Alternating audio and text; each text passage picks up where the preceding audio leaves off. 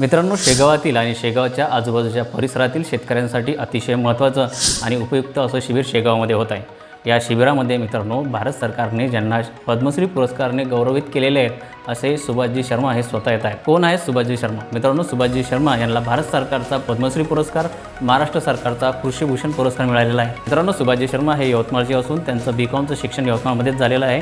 त्यानंतर त्यांनी नैसर्गिक शेती आणि सेंद्रिय शेती यामध्ये अध्ययन केले आणि वेगवेगळे प्रयोग केले आणि त्या माध्यमातून जे त्यांना ज्ञान प्राप्त झाले ते ज्ञान ते आता जगाशी शेअर करत आहे। म्हणून सुभाषजी शर्मा यांना मागील 25 वर्षाचा सेंद्रिय शेतीचा अनुभव आहे।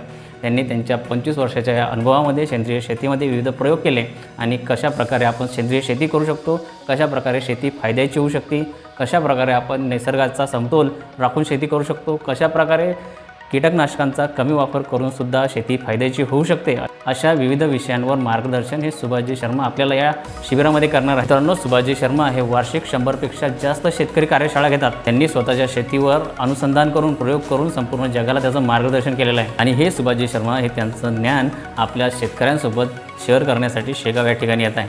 मित्रांनो, हे शिबिर शेगावमध्ये 28 तारखेला होणार आहे। वेळ सकाळी 11 वाजता आणि स्थळ आहे अग्रेसन भवन शेगाव।